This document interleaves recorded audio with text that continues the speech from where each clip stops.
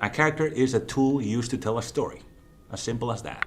I want to talk about this guy, Sergio Pablos, creator of the Despicable Me movie franchise and seasoned character animator, whose work spans throughout Disney's Renaissance era. Sergio Pablos spent a good portion of his career immersed in these beautiful, traditionally animated worlds, but recently, he feels the traditional medium is missing from the industry.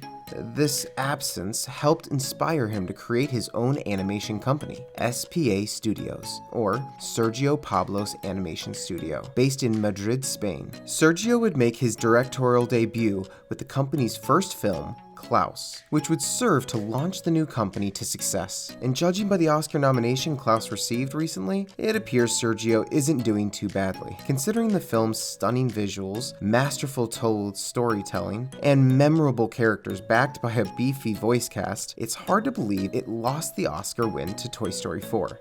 Despite the Oscar snub, let's take a look at what makes Klaus a film that transcends beyond the Christmas season genre into a year-round family classic.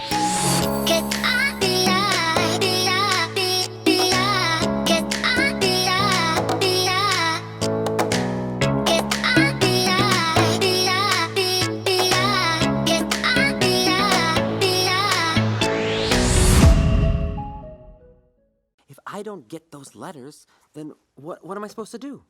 Stay in this little town forever, hanging out with an old woodsman surrounded by crazy people, and never wanting anything more?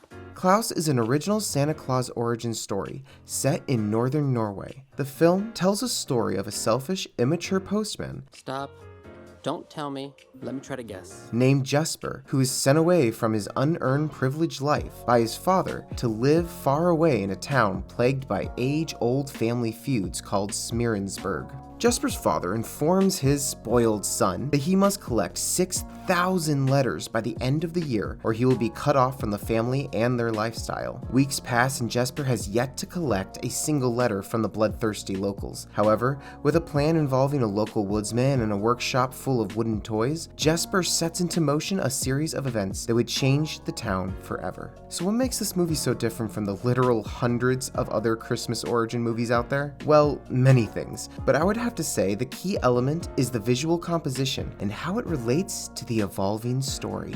Klaus displays rustic yet gorgeous and ornate visuals, with each setting to drive the story forward. The backgrounds appear organic, rough, imperfect, as if handcrafted from construction paper, which really draws the eye. For example, when Jesper arrives in Smirensburg, it looks barren, deserted, and unkempt. The dark tones of the buildings and the rolls of fog give the town an almost Silent Hill horror aspect, and only moments later, those eerie feelings are confirmed when the townspeople erupt into all-out brawls and attempts to kill one another. Fleeing the life-threatening scene, Jesper scurries into a nearby building, and by chance, our second example. This is the schoolhouse where Alva, the schoolteacher, resides, and has comedically turned the school into a fish market. I want you to focus on just the lighting of this upcoming scene and how it makes the room feel. Baking in your boots. All right, I'm gonna just take a wild guess here.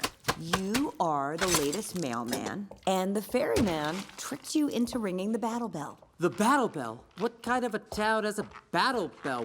What did you see? Did you see the depth in the shadows, the dirty windows blocking out the light, and the hanging fish that gives the room an overall grimy feeling? After this encounter, it isn't much longer until Jesper travels to the edge of town to our third and final setting, the woodsman's workshop.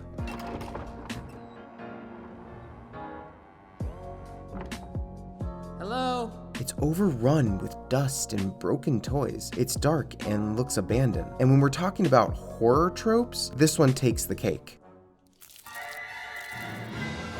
These three first impressions that Jesper has with his new surroundings tells us a lot about what type of place Smirensburg is and what type of people live there. And as an audience, we are just as scared as Jesper is and wouldn't mind a cup of espresso right now. However, if we revisit these same three locations in the film's second half, we see Alva's schoolhouse, where once there was dead hanging fish, there is a room full of lively children. Light shines brightly through the windows, giving the room an early morning glow. Klaus's workshop, on the other hand, is reanimated animated, giving it a warm, cozy feeling, and is crowded with productivity, as a workshop should be. Then there's the town that was once a dark and desolate place, now is full of life and ablaze with color and celebration, the town's people engaging with one another as a functioning, happy community. This illustration of the town's revival is what starts Jesper down his path of self-doubt and his less than innocent intentions. When the film reaches its peak moral dilemma, we come full circle, but cleverly in reverse. The boat that Jesper is supposed to be on rides off into the foggy, dark abyss that would have been his life if he had gone back and reverted to his old, selfish ways. These contrasts are intentional and help tell us the story of the town's evolution and the people's newfound unity. These visual transformations can sometimes go unnoticed in films because, as an audience, we tend to focus more on the development and change we see in the characters and written story, and to some degree, that's how it's supposed to be, since visual storytelling often takes a backseat to the writing itself. Visual storytelling affects the story subconsciously. Heck, most of the things I mentioned in this video I didn't really notice until my second or third time watching Klaus. I was too involved in the creative writing and colorful characters my first time round. But it's these amazing supporting details that I found made Klaus a more convincingly and fully rounded out story than its Oscar competitors. While I am thrilled that Klaus earned a nomination, I am equally disappointed it wasn't able to bring home the award.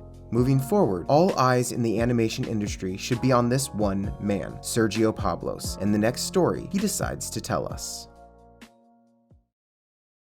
As always, thanks for watching, guys, and if you liked this video, don't forget to thumbs up, and definitely don't forget to subscribe for more videos in the future.